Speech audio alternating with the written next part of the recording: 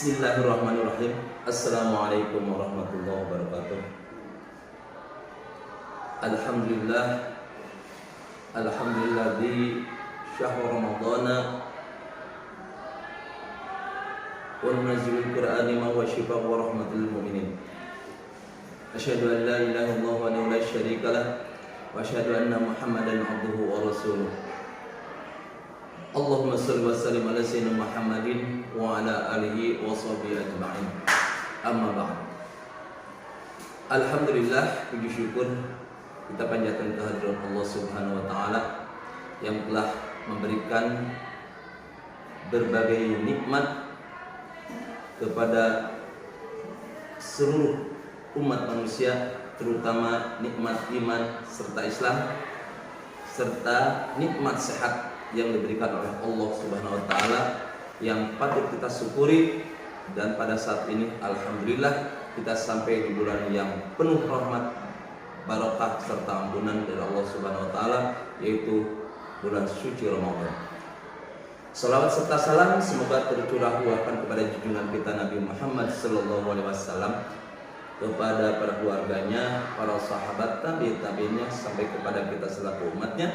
Mudah-mudahan kita semua di yaumil jazaa nanti mendapatkan syafaat uzma dari baginda Rasulullah sallallahu alaihi wasallam. Amin ya rabbal alamin. Hadirin rahimakumullah.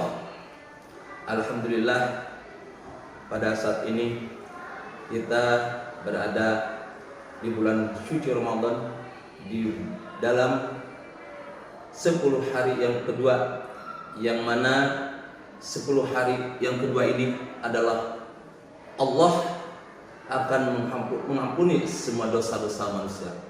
Oleh karena itu, di bulan suci Ramadan ini marilah kita sama-sama untuk meningkatkan amal ibadah kita yang selama ini kita lakukan ternyata masih banyak kekurangan, masih banyak salah, masih banyak kurang khusyuk dalam ibadah. Oleh karena itu mari kita sama-sama tingkatkan ibadah kita di bulan Ramadan ini, lebih mendekatkan diri kepada Allah Subhanahu wa taala. Hadirin rahimakumullah, alhamdulillah di 10 hari bulan suci Ramadan ini, di mana kita memohon kepada Allah karena kita banyak kesalahan, banyak dalam melakukan ibadah ini yang sia-sia. Oleh karena itu marilah kita sama-sama untuk memperbaikinya dan melakukan amal-amalan yang lebih baik, karena di bulan suci Ramadan ini adalah terkumpul semua kebaikan yang mana dosa kita akan diampuni oleh Allah Subhanahu wa taala, juga amal ibadah kita semuanya akan dilipat gandakan. Juga amalan ibadah yang sunat pahalanya menjadi pahala seperti pahala ibadah sholat wajib ataupun ibadah wajib pada bulan ataupun sebulan selain bulan suci Ramadan. Alhamdulillah, dengan adanya kita memasuki ataupun berada di bulan suci Ramadan ini, mudah-mudahan amal ibadah kita yang kita termasuk ke dalam golongan orang-orang yang disebutkan dalam Al-Quran, yaitu orang-orang yang bertakwa. Mendapat gelar takwa ini tiada lain adalah kita melaksanakan ibadahnya dengan sungguh-sungguh, dengan ikhlas, dengan keriduan karena lillahi ta'ala, tidak ada pantangan ataupun ingin dipuji oleh orang lain, tetapi lillahi ta'ala. Hadirin rahimakumullah, di bulan suci Ramadan ini banyak amalan-amalan, dan juga di bulan suci Ramadan di 10 hari ini, di mana ada sebuah kisah ataupun sebuah kisah yang sangat yaitu kisah diturunkannya Al-Quran, yaitu pada bulan ataupun pada tanggal 17 Ramadan, yang mudah-mudahan kita dengan memasuki nuzulul Quran ini, kita lebih memahami, lebih memaknai ataupun memperdalami bacaan-bacaan Al-Quran. Lebih-lebih di bulan suci Ramadan ini, kita semua amal-amalan ataupun bacaan Al-Quran kita semuanya dilipat gandakan. Oleh karena itu, mari kita sama-sama untuk lebih meningkatkan amal ibadah kita, sebagaimana kita termasuk ke dalam golongan orang-orang yang muttaqin, dan sebagaimana hadis Nabi Sallallahu Alaihi Wasallam di bulan suci Ramadan ini, man shoma ramadhana imanan wa ihtisaban ghufira lahu ma taqaddama min dambi. Man shoma, barang siapa yang melakukan saum di bulan Ramadan dikarenakan iman dan ikhlas karena Allah, maka dosa-dosa kita yang setahun yang lalu, maka Allah akan mengampuninya. Oleh karena itu, berbahagialah bagi orang yang melaksanakan ibadah saum Ramadan ini. Mudah-mudahan kita semua termasuk ke dalam golongan orang-orang yang muttaqin. Amin ya rabbal alamin. Billahi taufiq wal hidayah. Wassalamualaikum warahmatullahi wabarakatuh.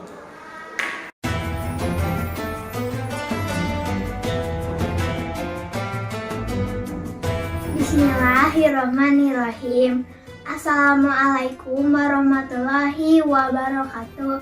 Perkenalkan, nama saya Olivia, kelas 3B. Kali ini saya akan menceritakan kisah teladan Nabi Muhammad Sallallahu Alaihi Wasallam dengan anak yatim di Idul Fitri. Pada suatu hari, Nabi Muhammad pergi melakukan sholat Idul Fitri. Sementara itu, anak-anak bermain dengan gembira di jalanan. Namun, di kejauhan nampak seorang anak kecil duduk dengan mereka yang sedang bermain dengan pakaian sederhana dan tampak menangis. Melihat hal itu, Nabi Muhammad menghampiri. "Nak, kenapa kau menangis dan tidak bermain bersama mereka?" Anak kecil itu tidak menyadari bahwa yang sedang dihadapannya adalah Nabi utusan Allah. Dia pun menjawab, "Paman, ayahku telah meninggal. Ia mengikuti Nabi Muhammad dalam menghadapi musuh dalam sebuah pertempuran, tetapi ia gugur di medan perang." Nabi Muhammad mendengarkan kisah sedih anak itu. Nabi Muhammad lalu memegang tangan anak itu. "Apakah kau sudi bila aku menjadi ayahmu, Aisyah menjadi ibumu, Ali menjadi pamanmu, Hasan dan Husain menjadi saudaramu, dan Fatimah sebagai saudarimu?" Tanya Nabi Muhammad. "Kenapa tidak sudi, wahai utusan Allah?" jawab anak ini dengan tersenyum. Nabi Muhammad kemudian membawa anak angkatnya ke rumah. Di sana anak ini diberikan pakaian terbaik. Ia dipersilahkan makan hingga kenyang. Setelah selesai, ia keluar dari rumah Nabi Muhammad dengan senyum dan wajah bahagia. Begitulah kisah keteladanan Rasul kita bersama anak yatim. Semoga kisah ini dapat mempertebal iman kita dan semakin percaya terhadap kebesaran kuasa Allah Subhanahu wa ta'ala. Amin ya rabbal alamin. Wassalamualaikum warahmatullahi wabarakatuh. Assalamualaikum warahmatullahi wabarakatuh. Alhamdulillahirabbil alamin. Kita panjatkan puji dan syukur kehadirat Ilahi Rabbi Allah Subhanahu wa ta'ala. Salawat dan salam kita curah limpahkan kepada Nabi Muhammad Sallallahu Alaihi Wasallam. Anak-anak semuanya, apa kabar? Semoga kalian dalam keadaan sehat ya, dan tentu saja tetap semangat di dalam menjalankan puasa ini. Anak-anak, salah satu ibadah yang utama di bulan Ramadan adalah bersedekah. Agama Islam menganjurkan kepada umatnya untuk memperbanyak bersedekah. Sedekah adalah salah satu ibadah yang dicintai oleh Allah. Anak-anak tahu bersedekah itu tidak hanya dengan harta, tapi juga dapat dengan perbuatan. Ya, anak-anak, bersedekah itu tidak dengan harta saja, tapi juga dalam bentuk perbuatan. Seperti apa perbuatannya? Contoh, ketika kita melihat duri atau melihat paku di jalanan, kita ambil paku tersebut, kita simpan di tempat sampah.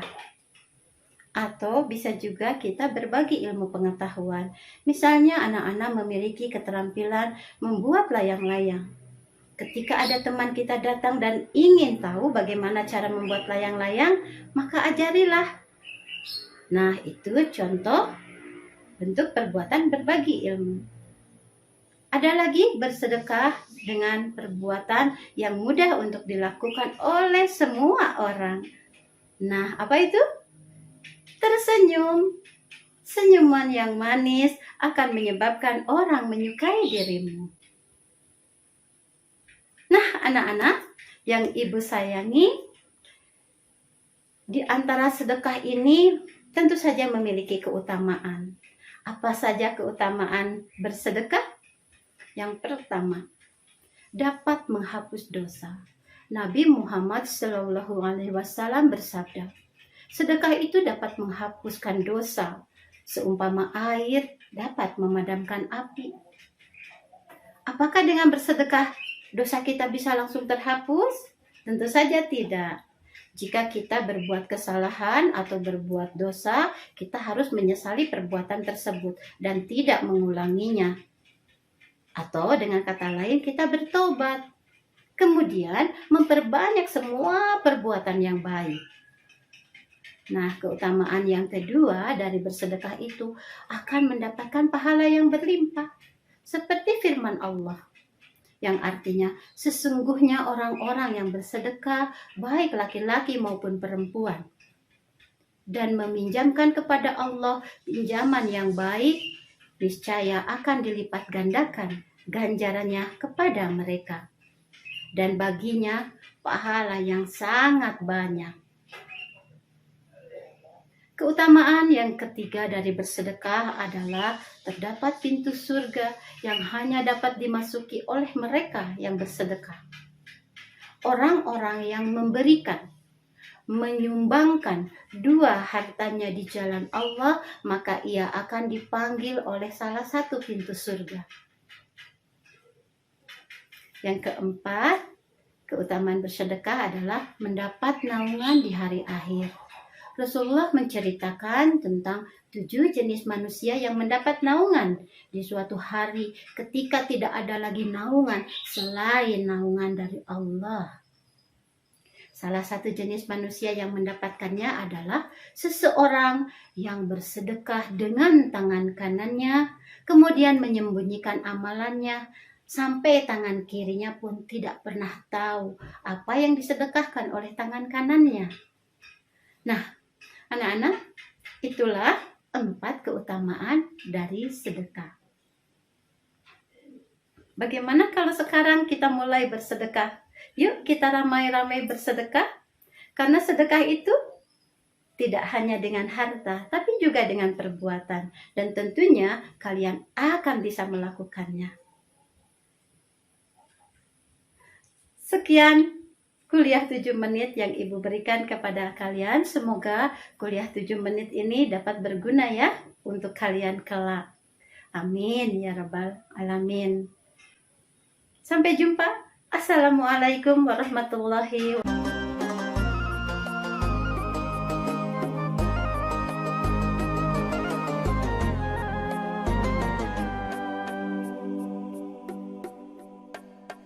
Ketika kau tak sanggup melangkah, hilang arah dalam kesendirian, tiada mentari bagai malam yang kelam, tiada tempat untuk berlabuh, bertahan terus berharap.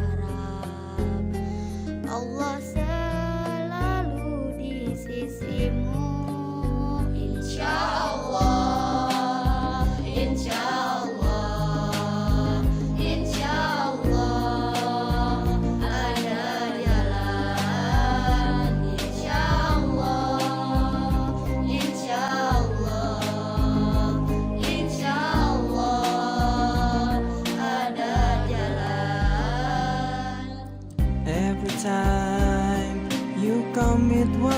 mistake. You feel you can't repent, and it's way too late. You're so confused, wrong design you have made. Hold your mind and your heart it will same. But don't be spared and never lose hope. 'Cause Allah, it's always by your side. Insyaallah, insyaallah, insyaallah, you'll find a way. Insyaallah, insyaallah, insyaallah, ada jalan.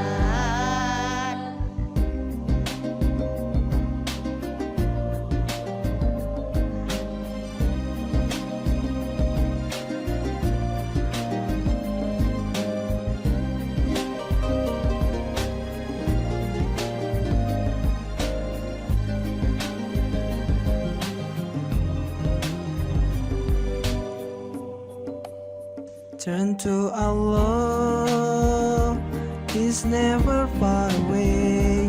Put your trust in Him, raise your hand and pray. Ya Allah, tuntun langkahku di jalanmu, hanya Engkaulah